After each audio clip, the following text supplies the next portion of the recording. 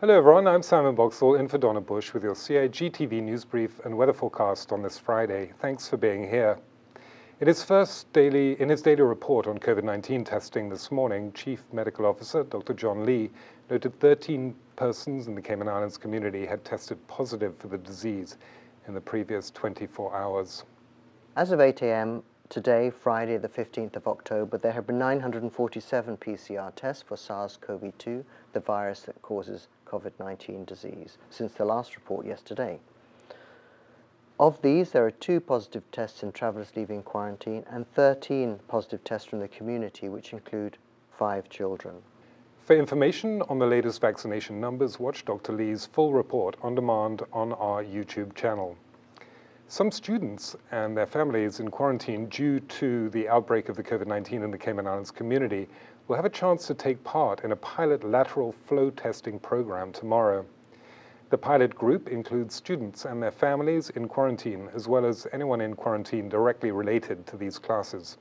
All persons in the group were due to have received their exit tests between Saturday and Tuesday. They will attend a test center at John Gray High School, where they will receive instructions on how to self-administer the lateral flow tests, which are also known as rapid tests. While all are set to exit quarantine if they test negative at the test center, those due to leave on Sunday will be required to complete a further lateral flow test at home on Sunday and report to public health as needed. Those set to leave on Tuesday will receive 3 further tests with the expectation that they too report to public health as needed. Anyone who tests positive must return to isolation and be tested again per public health regulations. Premier Wayne Panton expressed the hope that the introduction of lateral flow testing would help relieve some of the inconvenience that families experience when suddenly expected to quarantine. So to this end, we're going to have a medical team setting up a small pilot this weekend for families who were isolated as a result of exposure risk at school, but do not have positives in their household. This will be allowed to come. They will be allowed to come into a testing center where lateral flow tests will be conducted. They'll just as we've had the demonstration here today. There will be a demonstration as to how they utilize those. And if they are negative, they'll be free to leave quarantine.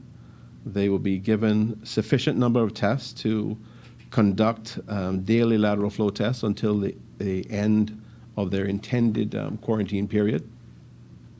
And they would be required to report those test results to public health. I want to emphasize again that this is a test. It's a pilot, which will allow us to evaluate how the lateral flow tests are being utilized, how they're reported on, and more importantly, it will bring much-needed relief for some of our families of students who have been impacted. I think this is a demonstration of the potential benefits and how this will make a difference.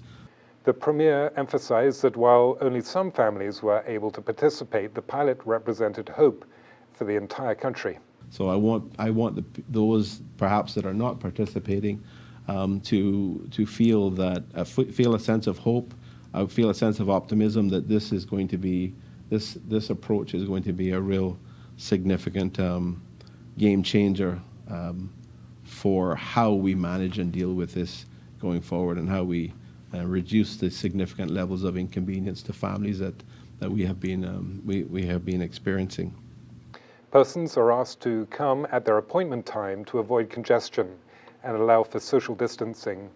Masks and IDs are required. Families will be required to stay together and not mix with any other families. Home Affairs Minister Honorable Bernie Bush presented 10 Cayman Islands government officers from 3 different agencies with their Level 4 ILM Strategic Incident Gold Command certificates at Central Fire Station earlier this week. The officers had earned their certificates earlier this year by successfully completing a Strategic Incident Command course. They learned the principles of the Joint Emergency Service Interoperability Program, also known as JESIP. This was followed by a 3-hour simulated multi-agency incident command assessment.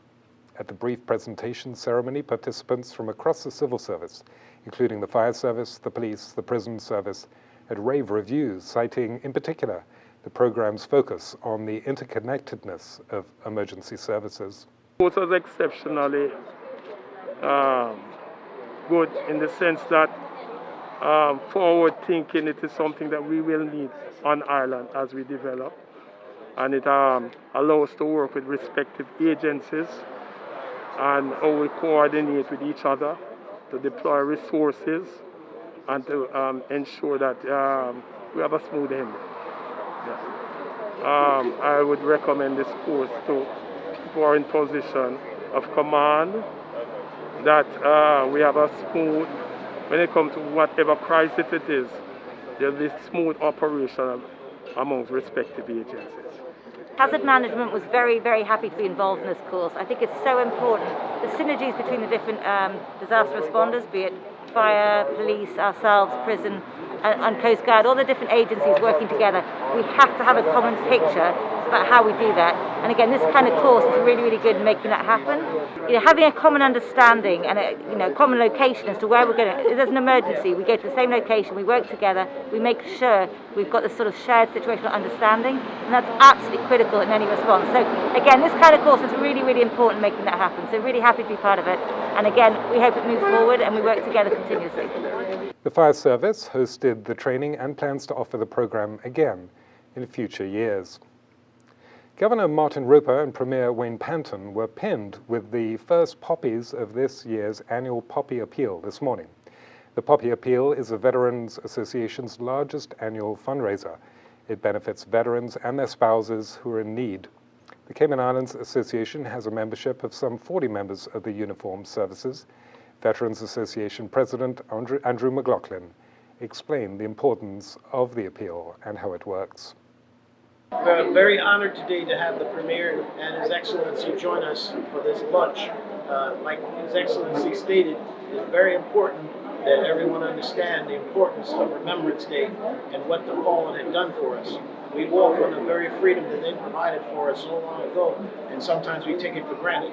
So we set aside at least one day a year, and we commemorate them by wearing poppies that signifies the blood that was born in the battles that earned us that freedom. So please, when you see the veterans, all I ask is that you just reach out your hand and thank a veteran. In case of COVID, you can give a hug too. Yeah? The Governor and Premier expressed their enthusiasm for the cause. I agree with the Premier. This is a really important part of the year when we remember all those who've lost their lives in wars and battles over many centuries, in fact, particularly over the last century. And I know the Veterans Association in Cayman do a fantastic job looking after veterans and former veterans and their families, and the Poppy Appeal is one of their main ways of raising funds. So really encourage everyone to look out for their poppies and purchase them and wear them, so we can all remember those that have made sacrifices so that we today can live the lives that we live. The opportunity to come and spend time with the veterans, the members of the Veterans Association, is a very distinct pleasure. We certainly recognize the contributions they have made to our country, to the world, and we have to recognize and acknowledge that. And we honor them by being here today, whatever the circumstances are. Collection bins will be placed at the Government Administration Building until Remembrance Day, which is the culmination of the Poppy Appeal. Bins will also be prominently placed in other public buildings and businesses. And over the next few days and weeks, volunteers will be in supermarkets and other public places seeking donations. For more information, visit the Veterans Association website, and that is CaymanIslandsVeterans.org. Turning now to tonight's forecast, there will be partly cloudy skies with a 30% chance of showers and possible thunder. Temperatures will fall to the mid-70s. Winds will be east to northeast at 5 knots or less. Seas will be smooth, with wave heights of less than 2 feet. Meanwhile, today's synopsis calls for isolated showers along with light easterly winds. and smooth seas across the Cayman area for the next 24 hours. This is in association with a weak pressure gradient over the northwest Caribbean Sea. Radar images show isolated showers in and around the Cayman Islands moving towards the west. A reminder that you can find the latest on local weather conditions online at weather.gov.ky or simply download their app on your mobile device, and that's CINWS. And that's it for today's news brief here on CIG Television. I'm Simon Boxall, in for Donna Bush, inviting you to join us here again on Monday evening. Until then, have a good weekend.